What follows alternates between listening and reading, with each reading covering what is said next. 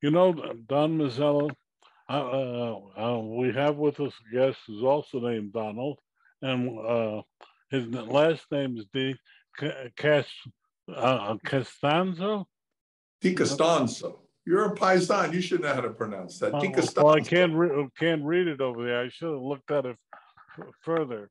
He's got a very interesting company, and but I'm not even going to say a word. I'm going to ask him to tell you all about it after he first tells us a little bit about his personal background, then about his company, which you're all going to be interested in, and finally a website. Don, it's all yours. Well, first of all, just as a matter of background, I grew up in the Northeast. My father worked for a company called IBM. And for those that have worked there know that it doesn't stand for International Business Machines. It stands for I've been moved. And from kindergarten to 12th grade, I went to 14 different schools, including 2 new ones in my senior year. I went to a new one at the beginning of my senior year, and we moved in the middle of my senior year. And most people might think that's horrible. How could they do such a thing to you? Actually, it was the best thing that ever happened to me because I hated the school that I went to in the first half of my senior year. And we moved to California, and I loved the school I ended up graduating at in Newport Beach, California. So I grew up on the East Coast, moved to California when I was 18, went to college. When I graduated college, I went to work, I say, across the street because I went to work for an automotive chemical company called Wins. And I set my sights right then on there to get the corner office. And 20 years later, I got just that, the corner office. And it was an entrepreneurial minded company. And there are big companies that are entrepreneurial minded and big companies that are not. Wins was clearly an entrepreneurial minded company. So during my career there, I ran different divisions. I got to know the president of the company. I told him right from the onset that I wanted to know when he was retiring because I wanted my sights were to be replacing when he did retire. And he took that very seriously and helped train me and coach me. I didn't ultimately replace him. There were 2 presidents that got the job before I did until I ultimately got the job. But one of the things you learn is in small businesses is to persevere and have patience and not be in a rush for things to happen. I was patient. I knew sooner or later my day would come. How long did you stay as president? I was there just a few years. The company was acquired by a large industrial company, and they weren't entrepreneurial. And it was a fine company, but they were non-entrepreneurial minded, and they weren't as concerned with the results as they were that how I ran the company, and that didn't sit well in my entrepreneurial mind. And that was the best thing ever happened to me when we decided to part ways because it left me with a little bit of nest egg that I could become an entrepreneur. And I went right from that to becoming an entrepreneur, from working in the corporate environment and becoming and essentially buying a small company and turning it into a bigger company. Okay, so tell us about, is it the same company or your current company, the same company? No, the company that I acquired after I left Wins was a company called ZAK, Z-A-K. It was a chemical company that was much like Wins, but much smaller. And it was teetering on bankruptcy. The individual was running it was a little short on capital. So I provided the capital and took the company over along with a partner of mine.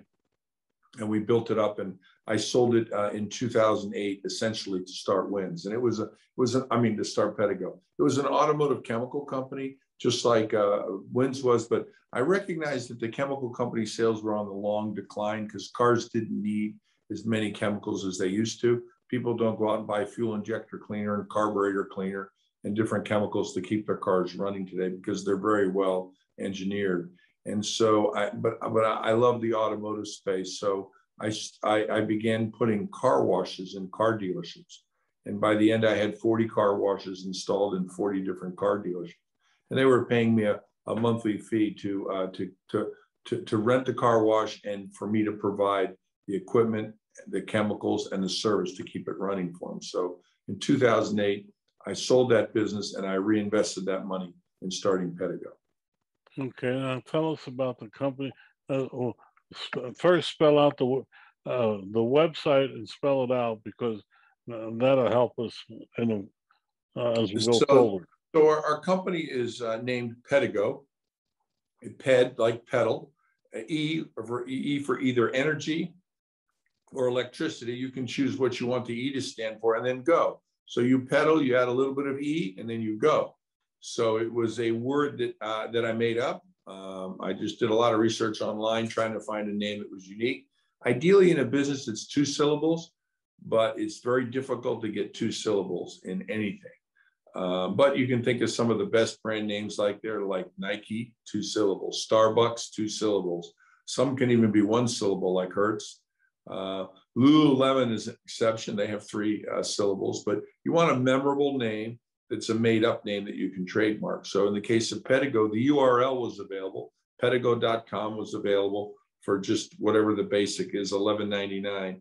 And interestingly enough, somebody did own it a long time ago, some technology company, and they abandoned it. And it sat dormant for about 5 years until I dreamt up the name. And then when I did, I was able to get it. But the Google rankings showed the URL lasting a lot longer than it actually has, by a factor, I think, 10 years. So finding that name was kind of the first start, and then deciding what it wanted to be. I mean, I started with a retail store in Newport Beach, selling all kinds of electric vehicles. I sold electric skateboards, electric scooters, electric car called the Zen, and since defunct, out of Canada.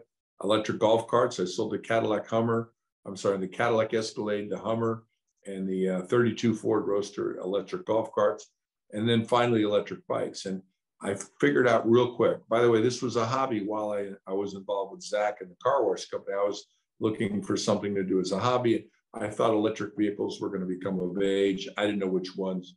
So I tried to immerse myself in the business as best I could, which is really, in my opinion, the most important factor about becoming an entrepreneur or being an entrepreneur is to master your craft, know everything you can about it. So I know everything. I can talk about electric scooters. I can talk about electric golf carts. I know the whole gamut because I had a retail store, which ended up turning out being my laboratory for learning all about electric vehicles. But after a year, I got frustrated because the quality and the style and the service I was getting from the people making electric bikes was terrible. No way to describe it. They had no respect at all for me as an entrepreneur and a dealer. And all they wanted to do is sell me product and didn't want to support me. And that's what launched the idea of starting my own electric bike company. And I know nothing about bikes. I'm not even a cyclist. And in 2008, when Pedego was formed, I didn't know anything about bikes. I still don't know a whole lot about bikes, to be honest with you, because these are not really bicycles in the true sense of the word.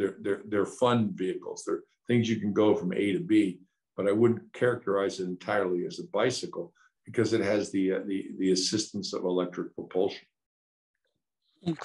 Okay. Well, I should have asked this before. Do you have a picture of one of your bikes nearby? Oh yeah, certainly. I'll pull one up on the phone. But the thing that was it's most unique about the Pedego business model is we really struggled in getting people to open up to be able to find a place where we could sell Pedegos. The bike shops shunned us. They basically threw us out. You went into a bike shop with an electric bike and they would ask you to leave. They'd tell you that's not a bike, it's a motorcycle. And they had all different sayings about it. And they really hated on me and electric bikes and hated on me and our product, which was pretty painful when you're an entrepreneur like I am. But I kind of got used to it and really thought that they were very naive in their thinking and that someday that would come to haunt them. And, Blockbuster is a good story about that. I don't know if you know the Blockbuster story, but, they were the king of video. I mean, if you wanted a video, you went to the Blockbuster store, right? And they had something like 2,750 locations. And you know how many they have now? 2 of them, last I heard. Well, I understand there's just one, and I'm going to go visit it when I'm in Bend on Saturday, because I think that's all there are is just one.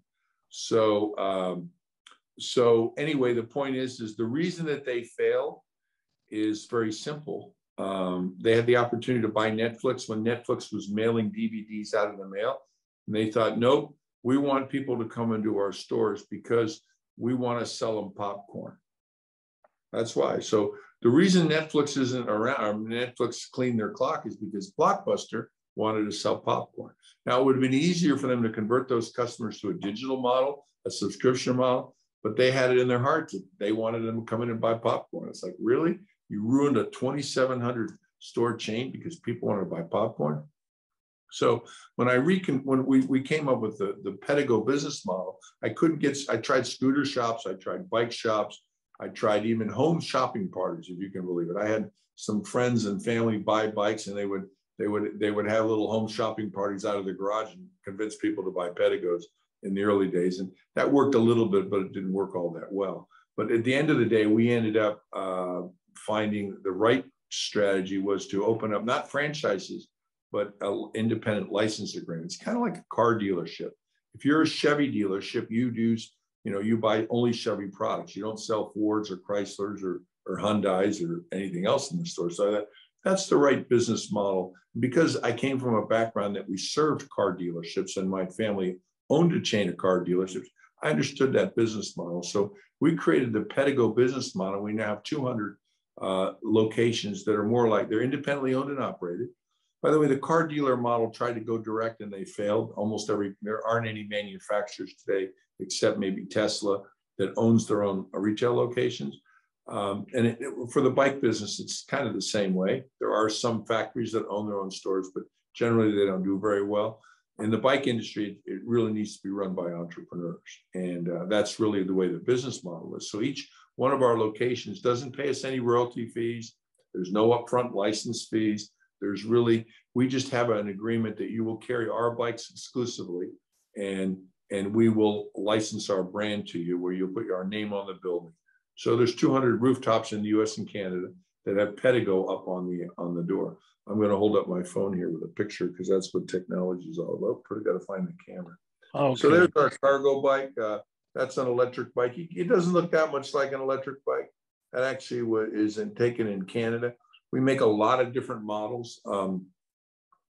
That particular model is the cargo bike, which means you can carry extra categories.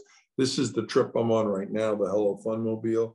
I'm picking this up at the RV place tomorrow morning to drive it over to our store in Portland, and then on to Bend, and then on to Eugene, where we'll be having events for our customers at each one of those locations over the next 3 days.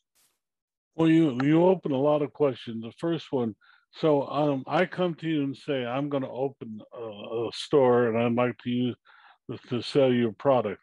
Can I make enough money selling just your product, or do I have to sell other things with it? Well, that's a great question, Don. So selling a product doesn't work in today's retail environment. You need to do much more than that. So our stores have about 4 or 5 ways that they make money. The first way is that they sell our products, okay? And there's a margin in that, and they can sell bikes. And many of our stores sell on average maybe a bike a day. So, and the bikes retail for a little over $3,000. So that's $3,000 in revenue a day. If you had an ice cream stand or a sandwich shop, you got to sell a lot of sandwiches, a lot of ice cream cones to get to $3,000. So it's a good business model from a dollar standpoint. The second thing that all of our, I should say most of our stores, but I think all the stores rent the bikes. So there's rental income, just like renting a car. A number of years ago, I went out to Arizona on a trip, and I got to the rental car counter, and they said, Mr. DiConstanza, we are out of full-size cars. We're going to upgrade you to a luxury car. What's wrong with that? I can do a luxury car. So they put me in a Chrysler 300. I drove that Chrysler 300 around for 3 or 4 days. And guess what I did after I got to like that? I bought one. But worse than that, I ended up buying another one 3 years later because I liked the first one so much, which was just a basic equipped car, that I then bought the Hemi version 3 years later, which was the supercharged version, or the faster, more luxurious version. And worse than that, even my dad, we were driving around one day and he said, hey, I need to buy a new car. What do you think of this one? I said, I love it. And we drove to the Chrysler dealership and he bought one. So out of that one rental experience I had that I paid for, I ended up spending $100,000 at the Chrysler Corporation. So we took the same business model and applied it to the Pedego store, and it generates revenue, and it's also a test drive. So It does two things. It generates revenue and helps the big problem, but it also gives people to take a test drive that they pay for, which is essentially what I did when I drove the Chrysler around. The third thing that we do is service is a key component. Okay, these bikes are mechanical devices. They're going to get flat tires. They're going to break. Eventually, they're going to need a new battery. 5 to 7 years down the road, the battery's going to fail out. If you buy an electric bike online or anywhere else, and the battery and the system fails, you better be very good at fixing it, because you're not going to find anybody that's going to fix it for you. Mainly because they can't get parts and they're afraid of it and all that. And then at the end of 5 or 7 years, when the battery craps out, you better have bought it from a reputable company that's going to supply that replacement battery. Otherwise, you've got a very heavy, expensive bike. And you'll be pedaling it a lot, because without a battery, it's not going to propel. So that's the third way. The fourth way that our stores provide services and make money is a whole line of accessories. Now, in the case of the bike, they're only allowed this. Our stores are only permitted to sell our brand of bikes. But when it comes to accessories, we have a complete line of accessories. I shouldn't say complete. We have a nearly complete line of accessories. There's things like bike racks we don't make. So we have vetted providers of bike racks. We happen to like the Thule bike rack, so we make those available. We negotiate a good program for our dealers to buy them at a good rate, or they can buy them from us, and they can buy those, sell the bike racks in the stores. And if they don't like our particular cell phone holder or our baskets or our bells, they can buy other ones as well. And then the fifth way that they generate revenue is by giving guided tours. One of our stores here in California provided over 2,000 people on tours in pre-pandemic in 2019. They haven't recovered that yet because people aren't back out, but the tour business is another segment where guided tours, much like people used to do on Segways, and maybe they still do in places like Washington, D.C., but where they take a guided tour. Now they can take a 2 or 3 hour tour on a Pedego electric bike and get to know a community.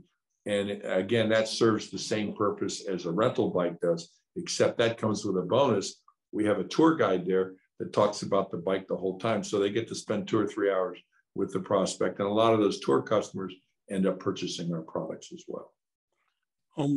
Does your bike require you to be as good on a bicycle as you would be as an ordinary bicycle, or is it easier? Well, it's easier for one main reason. The hardest part about riding a bicycle, the difficulty people have is balance. And you can't balance it when you're sitting still. It's impossible. I mean, you shouldn't say impossible, nearly impossible. I've seen some people do it. When you get on a bike, when it gets going, it's really easy to balance. When it's not moving, it's virtually impossible to balance. So a lot of people get on the bike and they struggle to get their feet on the pedals and get going. Well, on our bikes, they don't have that problem, because they get on the bike and they, without even putting their feet on the pedals, they twist the throttle and they get it moving a little bit. And once they get moving a little bit and they have balance, then they bring their pedals in and they're off and running. So it's actually easier. We also make a 3-wheel bike for people that have balance issues. As we get older, we tend to lose our balance skills, and they go away because we're not using them as well. But everybody who buys one of our bikes tells me that their balance skills improve dramatically once they get on the bike. Because when you think about it, when you're riding a bike, every part of your physiology that has to do with balance is in full play every second you're on that bike. So in essence, you're exercising that muscle. Now, it's not a muscle, it's more of an organism in your body, but you're on the bike and you're balancing it. So ever since I got started, I went back to start riding bikes since I was a kid. I mean, I stopped riding bikes when I was a kid. I think when I was 16, and I found out about I got a driver's license and I discovered girls. Bikes, I lost all interest in. Those became my priority. And then I went to college and had a family and developed a career, and bikes were not on my radar screen until I got to be about 50. And I said, wow, this is a good idea, riding a bike again. I get some exercise. And I lived at the top of a hill. So I bought an electric bike. I'd heard about them, and I bought one randomly offline from a store in New York City that said that they're the largest electric bike retailer in the country, but their biggest their customers are all in California. I said, well, that's an entrepreneur opportunity. If I ever thought of owning, I'm going to open a bike store where the market is in California because I live here and I love it. And it makes sense. It's a better market. So I did. As they inspired me to open a store there, they weren't very nice to me after that. They were mad at me because I stole a lot of their business. Because why would you buy a bike in a store in New York City when there's one right here down the block? So that really what inspired me. So I saw a niche and opportunity. The same thing's true in the bike category. So the bike category, if I asked you the name of a name of a brand of bicycles, Don, what are you going to say? I couldn't tell you. Well, Schwinn is from my youth. So 90, it doesn't matter how old people are, no matter what you ask, everybody says Schwinn. Okay, Schwinn is tiny, tiny little brand here now. They went bankrupt. They were bought up by a larger public company that hasn't really done much with the brand. But Schwinn is the most recognized name. The reality is they're nowhere near the largest bike company in the country is, and I found out when I owned a retail store, somebody came into my store one day and they saw the bikes and they said, you guys carry Trek. I said, Trek? I thought that was something you did. I didn't know it was something you bought. What is it? He said, well, they're the largest bike company in the country. I said, that's impossible. I own a bike store. You think I would have heard of them? Never heard of them. So I went on, that time it was the AOL machine. It wasn't the Google machine. I went on AOL and I did a search and found it, son of a gun. Trek is the largest bicycle company. Who ever heard of them? Never heard of Trek. And then I did some further research and found out that the #2 best-selling brand in the company is a company called Specialized. Never heard of them either. Like, who are these people? How do they have these big companies that nobody ever heard of?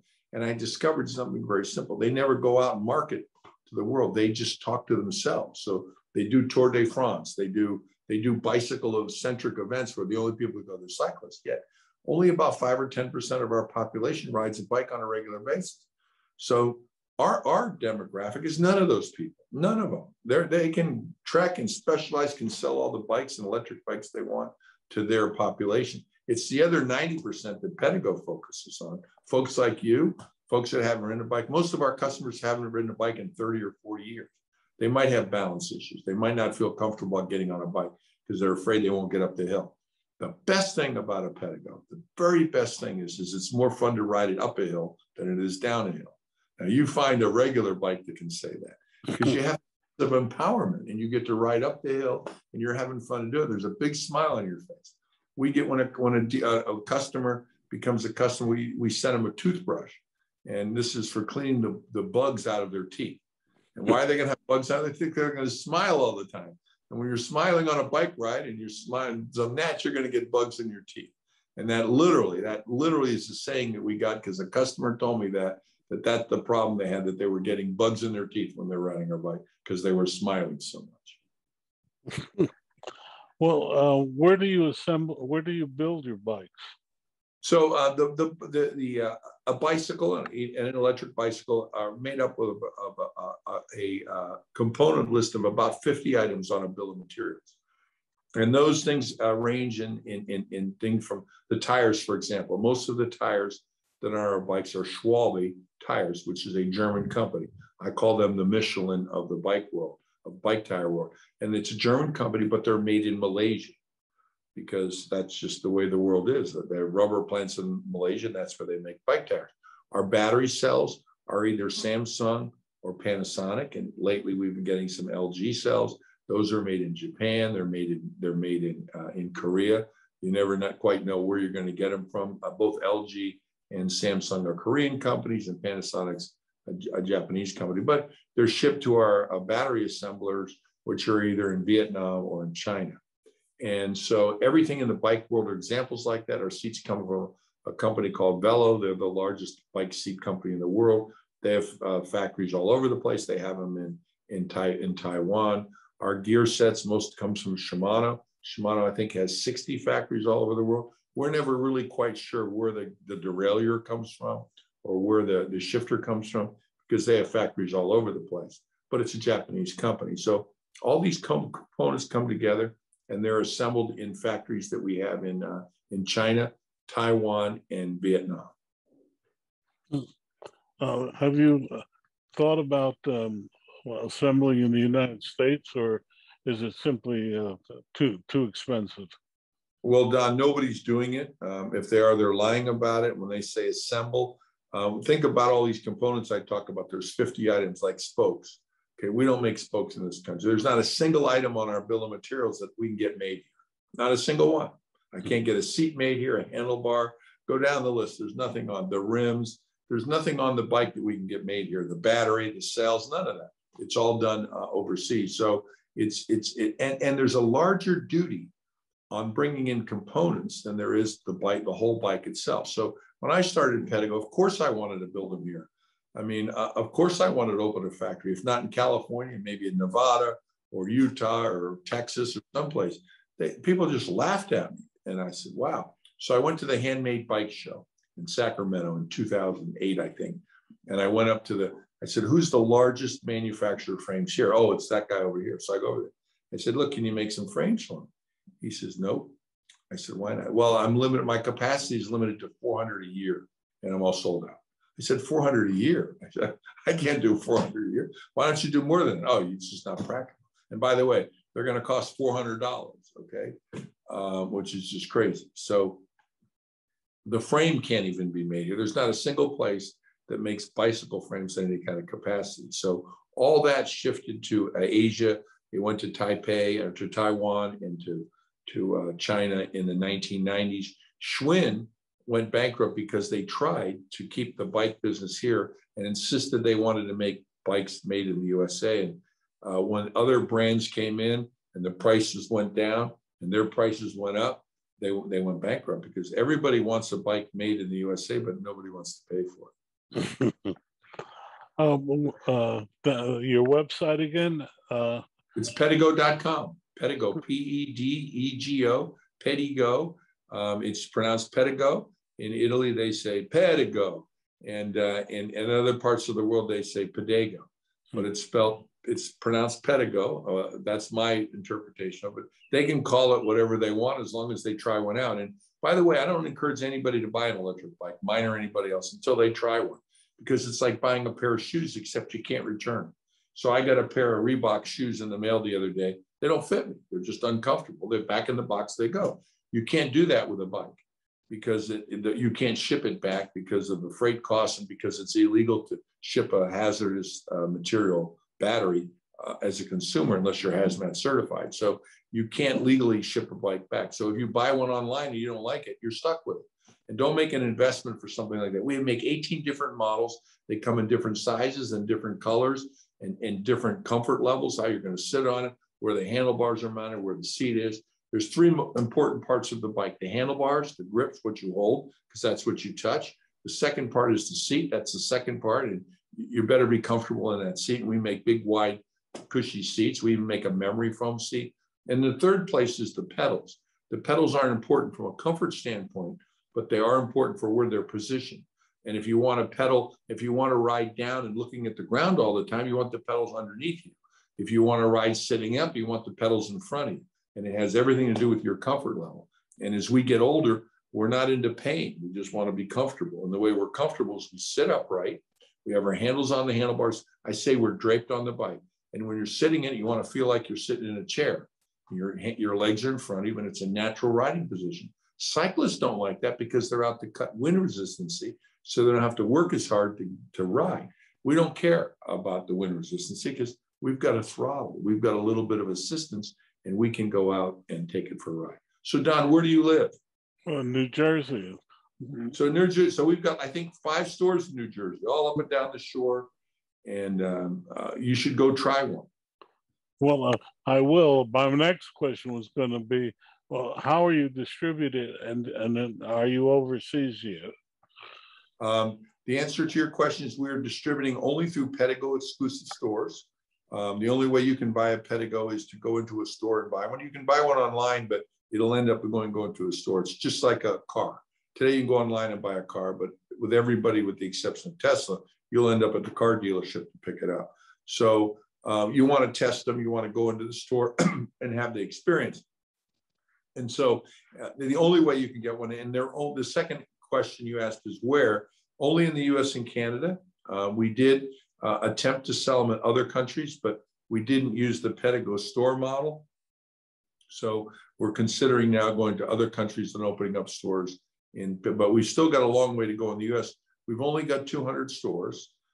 Trek has the largest bike brand has 1,100 stores, and Specialized has 900 locations. So we think 1,000 locations is going to make us competitive. So we have room to put 800 more stores in the US before we go anywhere else. And kind of the same thing in Canada, but just on a 20%. We've got 14 stores in Canada. We believe we've got room for at least 100. Well, I'm going to ask you a question. What is your average person that comes in from and opens one of your stores? I mean, are they young people, old people, middle-aged, refugees from corporate? Well, yeah, we got a lot of corporate refugees. Most of the people in the beginning that opened up a Pedego store were displaced by corporate America. And the sad reality is if you're 50 years old plus and you lose your position at any company in corporate America, you're probably not going to find another job. It's just not practical.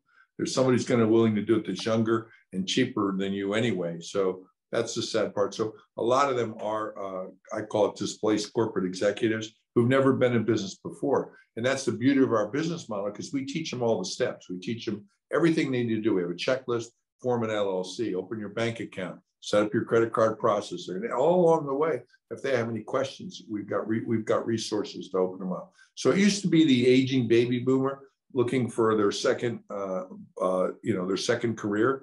And most of them got into business because it was fun. Some used their 401k money to do it. Other people took mortgages out on their house. Some people just had the capital to do it. But it doesn't take a lot of money to open up a Pedego store. About $150,000 in unencumbered capital. We don't have any franchise fees. There's no ongoing royalty fees. So it's not that expensive. And our stores are typically profitable in year one and pretty much 100% success rate. There's only been a handful that have gone out of business since we've been in business. It wasn't really to any fault of our own. In one case, the guy died in a helicopter crash, and pretty hard to prevent that. There's been some other things that have happened. Another guy passed away. He was 77 years old. He was a Connecticut transplant, moved down to Florida. And his legacy was he left the Pedego store to his son.